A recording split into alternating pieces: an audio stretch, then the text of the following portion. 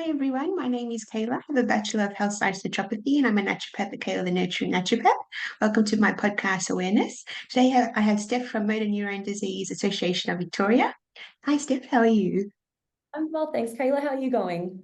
I'm doing very well, thank you. And thank you for joining me today. I really appreciate it. My pleasure. Could you tell us what the Motor Neurone Disease Association of Victoria is? Yep, so MND Victoria support people in Victoria living with motor neurone disease. So currently there's about 511 people living with MND in Victoria, and it's our role to provide them with direct care, support and vital assistive equipment so that they can remain safe and independent and connected with their community as long as possible. Oh, brilliant. And could you tell us what motor neurone disease is? Yep, so motor neurone disease is a condition that affects the motor neurons. So they're responsible for connecting our brain to the rest of our body and sending electrical signals that control our voluntary movements. So something happens with the motor neurons where they no longer function properly. So those messages and signals are no longer able to get to the rest of the body. So that's things like walking, talking, eating, and eventually breathing that we can no longer do when we have MND.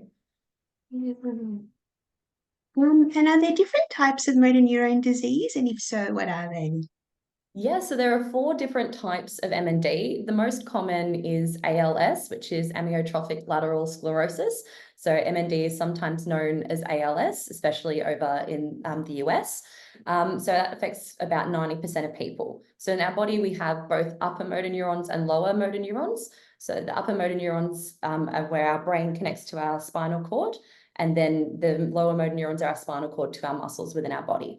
So in ALS, both the upper and the the upper motor neurons and the lower motor neurons are affected. There's also a subtype of ALS called PBP, which is progressive bulbar palsy, which is where the muscles that control your swallowing and your breathing are affected first. So that's a bit rarer than ALS in general, but because of the nature of it being our muscles that control swallowing and breathing, people who have PBP progress a bit faster than those with ALS. And then there are 2 rarer forms of MND, which affect the upper motor neurons only or the lower motor neurons only. And how is motor neurone disease diagnosed?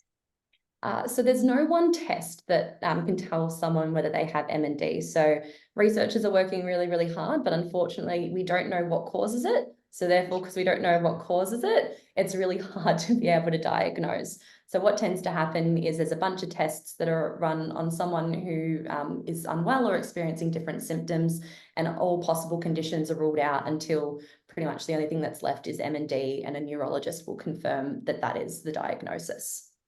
Right. And what are the signs and symptoms of motor neurone disease? So it really depends on the person. So we often say that every MND journey is unique to the person who's going through it. So sometimes people might notice that it's a bit of weakness in their hand and they might not be able to move their fingers as well as they used to or have as much strength gripping things. For other people, it might be their legs. Often we have a number of stories where people are like going for a run and they just randomly trip over their feet and they're not sure why. Others, it might be that their speech starts to become a bit slurred and they really struggle to talk. So yeah, it really depends on what kind of onset you've got as to how it presents in each person. Oh, that makes sense. So, yeah, if you're experiencing any of those, to go to your doctor to then get things ruled out or ruled Yeah, in if it is absolutely. MND. Yeah. Absolutely. And what I guess the treatment for motor neurone disease would depend on what's going on, but like you said, there's no cure and the cause isn't known, so it's probably a bit tricky. Yeah, it makes it quite tricky. So we're very lucky that whilst we don't have that cure, and we really hope one day that there is that cure, Yeah. there are a number of things that can happen to help support the person and make sure that they're comfortable right up until the very end and that they're living life to the fullest within their means. So things like if they've got wet neck weakness, having some proper neck support, if they're really struggling with breathing, non-invasive ventilation to help them with that. Other things like if they lose their ability to speak, we have wonderful technology called eye gaze technology where they can use their eyes to control a computer screen to still communicate. So whilst the person, their mind is fully functioning, but their body, they're kind of trapped in their body, there are a number of ways that they can still be part of their community and live, really. Oh, beautiful. And what, I guess again, it depends on the individual, but what support is available for people with motor neurone disease?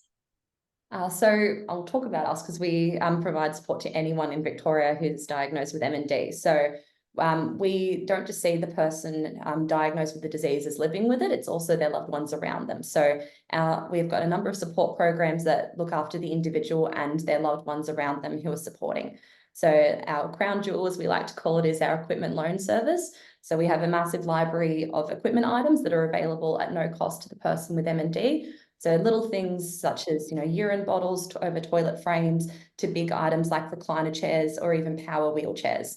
We have all of these equipment items available at no cost to the person. So whatever they need, however long they need it for, we have a wonderful team who will work with their occupational therapists, get the right equipment out to them, and they can utilize it so that they can live their life to the fullest.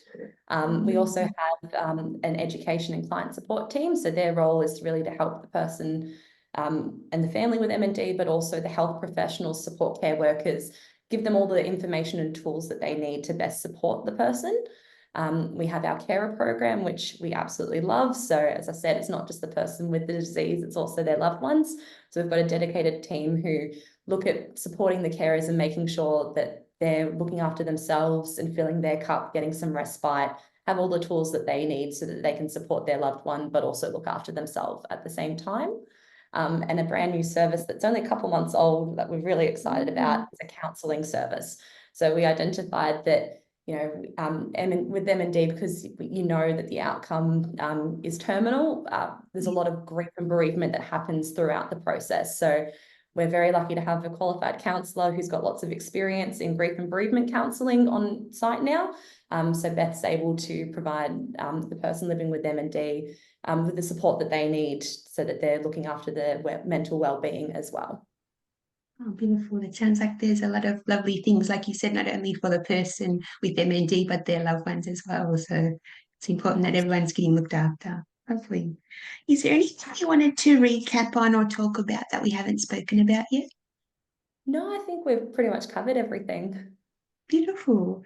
So for further information, should people go to Motor Neurone Disease Association of Victoria website, Facebook page, things like that?